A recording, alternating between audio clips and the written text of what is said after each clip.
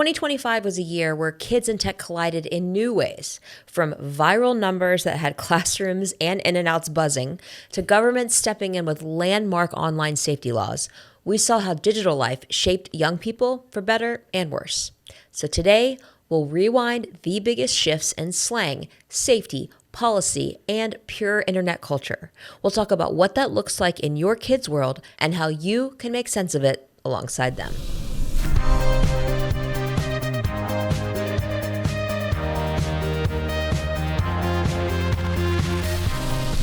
Okay, so it's hard to believe another year has come and gone, not just personally, but everything that happened in 2025 it's crazy to think that we're about to kick off into 2026. So some big things happened, especially, in the world of policy or digital safety movements. We have Australia's social media age ban. The Kids Online Safety Act came back into play. So just a couple of things to think about. And I don't know if you have any immediate thoughts on those that you want to share. You don't know if I have thoughts. Oh my gosh. Yeah, I mean, it's wild. It's wild that an entire country and continent has now banned social media for children under 16. That is amazing. Yeah. I didn't think that would happen so soon, and it did. And it did thanks to Jonathan Haidt's book, The Anxious Generation, and the movement that has followed. I'm so grateful that the government of Australia has leaned on data, has not been influenced by big tech lobbyists, and has done the right thing for its children. And I firmly believe that we are going to see that country, those children's rates of mental health issues, et cetera, decline because of that. Now, that's the hopeful outlook, right? Obviously, there's issues with, will the platforms actually comply in a meaningful and effective way? Right. And will children find and utilize workarounds? So I think that the ban, I think it was 49 million Australian dollars, these platforms will be fined if found to have, not complied with it. Wow. That's not nothing. Yeah. Even for them. So there's an incentive to comply. We asked in the Facebook group, Parenting in a Tech World, that has over 600,000 parents in it, to our Australian friends, what's it like? What was it like to have a 14-year-old wake up one morning and all of a sudden they can't use Snapchat, right? Did that actually happen? So it's really encouraging. It's really exciting. And we're all watching it, right? The whole world is watching Australia to see how this plays out. I love it. You kind of started to touch on this, but how might these laws change the way that families are navigating apps, social media, and how are they going to navigate that together? I mean, honestly, it's like a lifeline for parents because currently, at least in the United States, parents feel like they're the only ones that are holding firm, right? Every kid is like, but I'm the only kid. And now parents in Australia can say, well, you're not. Right. You're not the only one. And this is a law. This isn't just me being your parent and doing what's best for you. This is a law. Yeah. And so I think it's wind in their sails. And that's what we need. Parenting is already so freaking hard. Add tech, social media, addictive algorithms. You add all of that in and it's just too much. We need help. Yeah. We need help from our government. We need help from the social media platforms. And so this is really exciting. I love it. On the opposite side of that, do you think, and the answer can be no, are there any unintended consequences when tech companies become sort of age gatekeepers? Of course there are. I don't know what they all might be yet because I'm still in the excited camp. Right.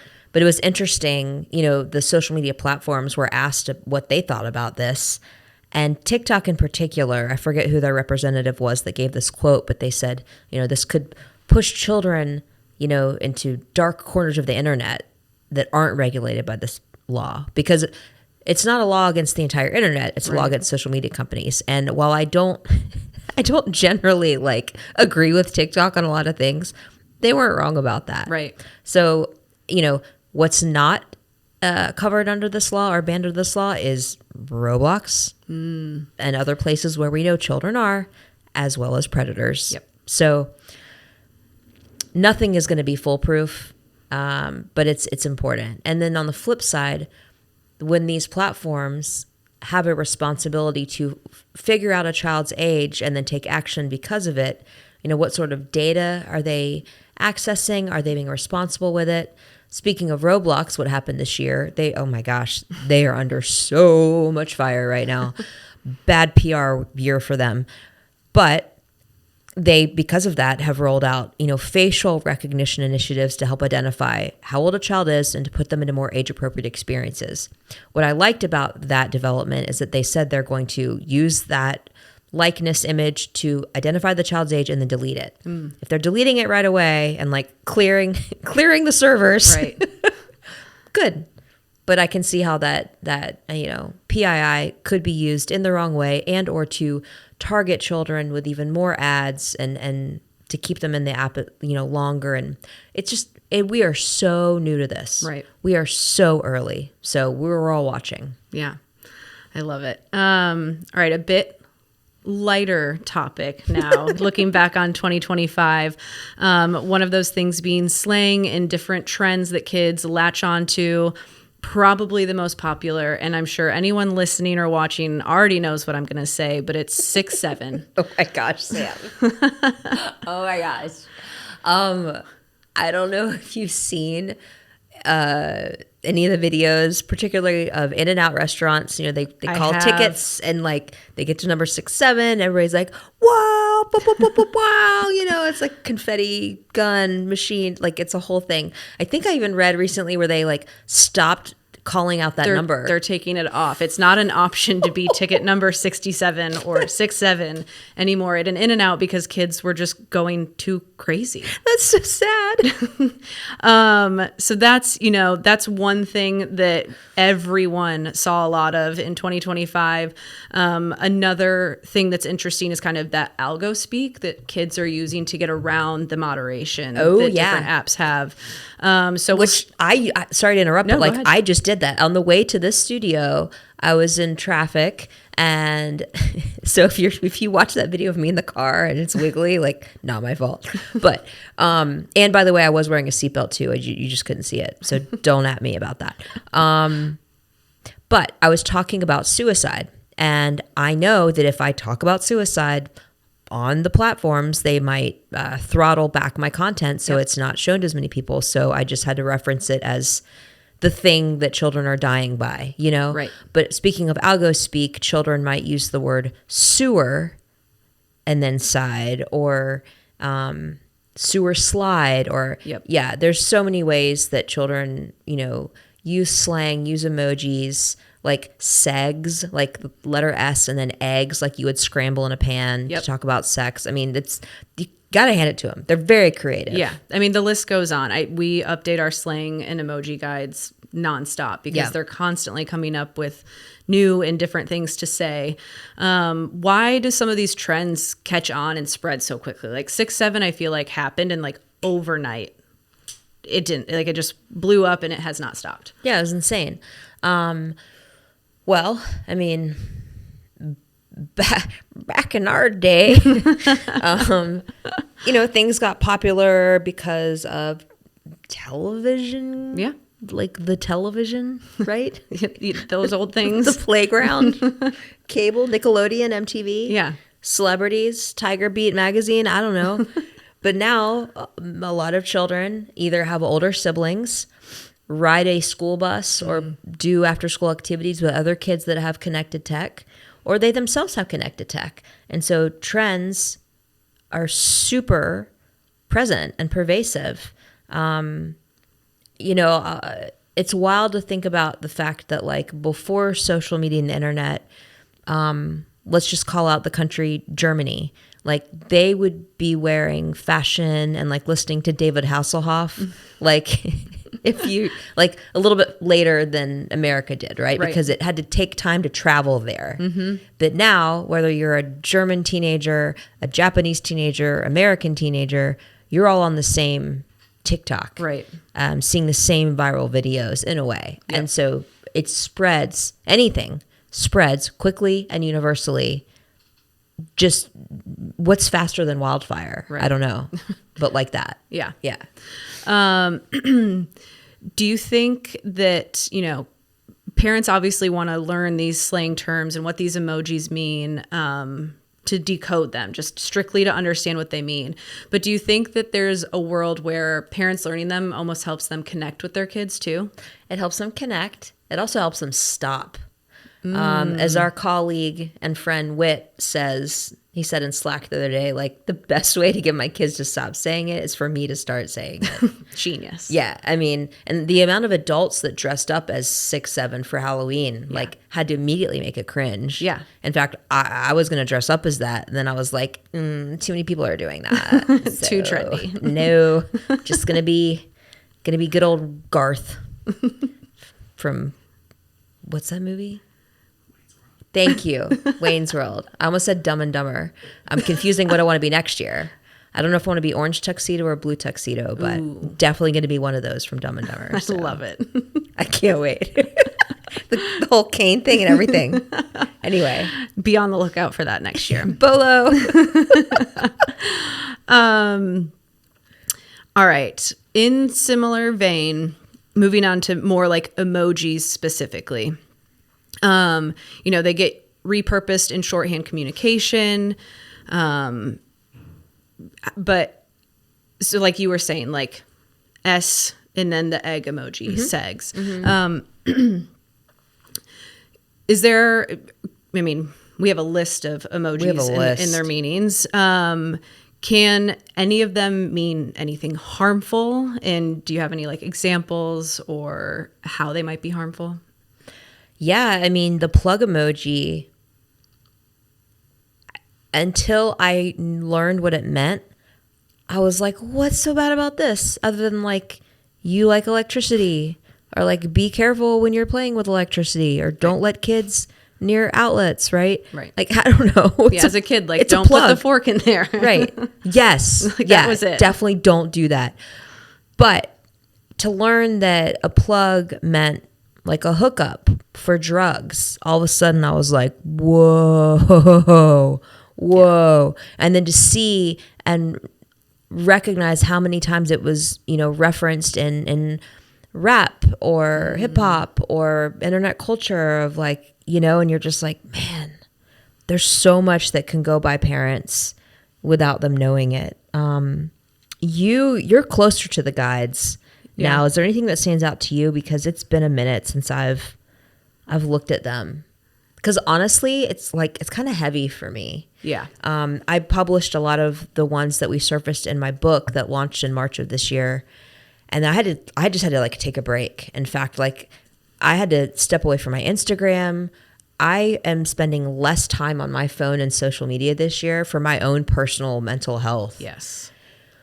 And I let the Bark algorithm do that work for me now. I love that. I think, you know, one that kind of caught me off guard, and I guess maybe it shouldn't have, or I don't know, but the orange and black squares referring to Pornhub. Yes. Yes. I had and I don't think any parent would have ever figured that out or had any clue what that might have meant. No, you're like, oh, my kid's excited about Halloween. Cool. Right. Yeah. Like it's what's interesting is that it can be the simplest of things. You know, like some of them it's like the corn emoji for porn. Which, by the way, why would you make that association? Right. You wouldn't. Right. Until you know, and then you can't unsee it. Yeah, and then you're like, okay, yeah, that makes sense. Right. Or, you know, like there's just some that one we often talk about is the little noodle emoji. Yep. Sending nudes. Yep. Like once you understand, you're like, duh. But if you're not thinking about it, I mean, you would have no idea. And you just, you know, it seems so, I think because emojis by nature are cute and fun little things, we just assume that that's all that they are. Oh man, I'm so glad that you pointed that out, because it goes to show you that just because it's animated and vibrant in color and cutesy does not mean it's safe. I can't tell you how many parents, actually I can tell you because you're there with us right there in the front lines, have been like, you know, I just thought my kid was watching a cartoon, but it turns out Superman and Wonder Woman were simulating sex. Yeah. Or like, hello, Roblox, right? It's animated, but Yeah. it's not all appropriate. Right. So, yeah. Yeah. And I mean, we were talking about something about that today. I think with the Sora and Disney announcement. Oh, sorry, I'll stay close to the mic. Oh my gosh. Yeah. Okay. So I love Disney. I love ChatGPT. I use it all the time. Right. But what the actual facepalm are they thinking? Like what? Yeah. What? And the character, like it's like characters that are targeted kids 3 to 10 years old. Yeah. Like they look up to these characters, these Marvel characters, Zootopia, like Zootopia 2 is now the latest greatest thing in the theaters right now. And it's like are they really trying to get kids to go to Sora? Yeah. To interact with these characters and create short form video content? Is that what we're doing? Yeah. It seems like what we're doing. And then share it wherever with whoever. Yeah. I mean, speechless. Like, hello, do we not know? I don't think everybody knows that OpenAI is currently facing multiple lawsuits because their algorithm didn't help to stop suicides, right? Children were conversing with AI like a companion and were encouraged to go ahead and leave the planet. Yeah. Like, it's not safe yet. Let's Right. not encourage kids to go there. Right. And I think, what kids often don't understand or realize is that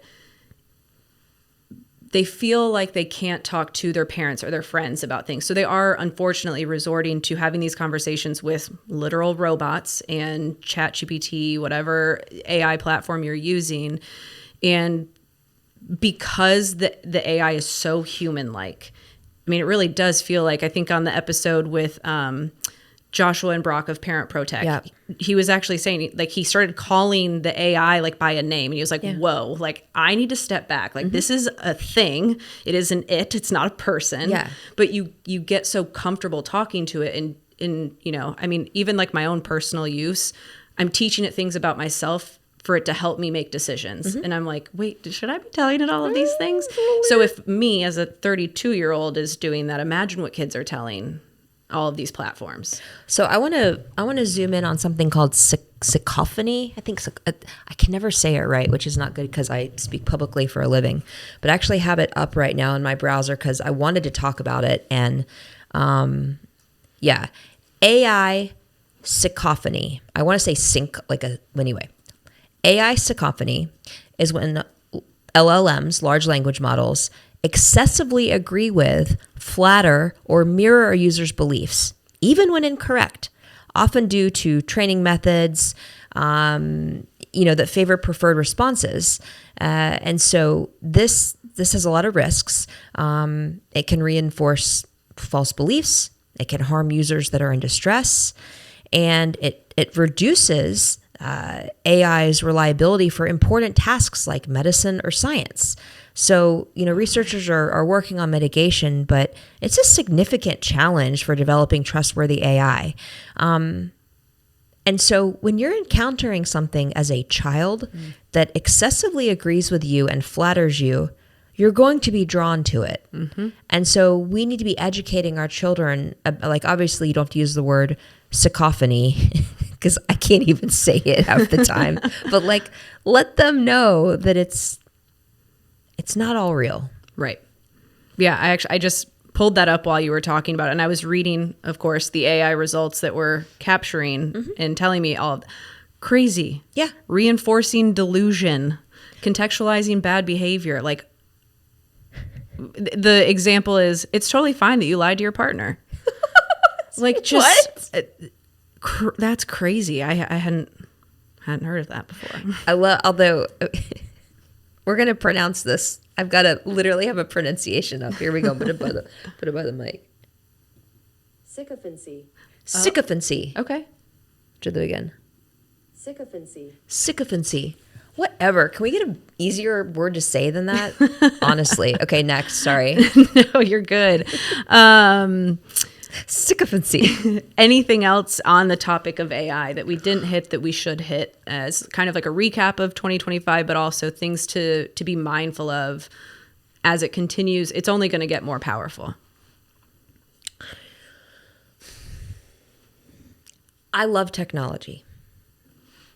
I wouldn't have the career or the life that I have without it. Right. But I have never been more convinced that it is not what children need to be utilizing as much as they are than today. The amount of endorphin and dopamine spikes that they are getting from things that aren't real it's scary, and it's sad because it's stealing their joy from human interaction, from their pets, from their toys, from nature. And we have got to protect childhood. We have the rest of our lives to be tethered to these things for whatever we want to do, personal or professional. But like birth to age 16, it's such a small window, right, and critical window of time. Let's dial it back, please. Like, please, I don't know what else do I need to say? Right. So, yeah. Less is more. Less is more. Yeah. You've got 17 to like 100 to be in front of a screen.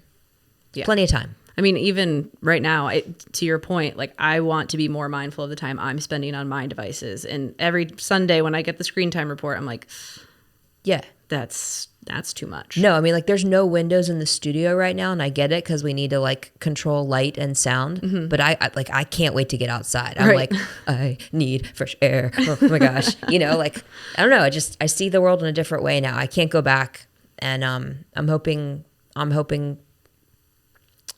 that this next generation of children will be healthier than the ones my son's age and Mike, your son's age, and yeah, it's just really sad. It's really sad what has happened to kids, and it's not their fault. And so we have to be better for them. And that's why I'm so grateful to work, for Bark Technologies. That is honestly one of the only companies on the planet that is actually prioritizing safer tech for kids. Because it's not about no tech for kids, right? Tech is a tool, but like let's just do it in a better, smarter, safer way. Yeah, and it's not that hard. No, it's not a like crazy concept. No, it just makes a lot of sense. Yeah.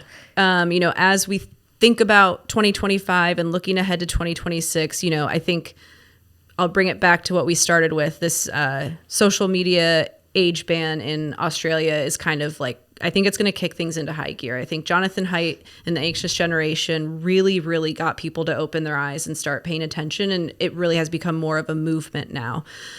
So as we're thinking about 2026, if you could,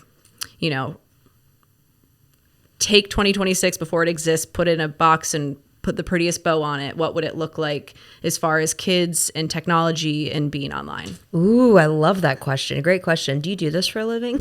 That one came straight out of nowhere, so I'm proud of myself too. It would be every school in the nation is phone-free, bell to bell. It would be passage of meaningful Kids Online Safety Act that included Sammy's Law. Mm-hmm. It would be more and more teenagers leading by example and showing like, it's not cool to be on Snapchat. And actually that's happening. Yes. It has decreased in popularity. So just having those older teenagers that have lived through some of that awful stuff help influence their younger brothers and sisters to be like, this isn't the way to go, bro. Like, let's get outside. Let's interact in real life. Let's build our emotional resilience.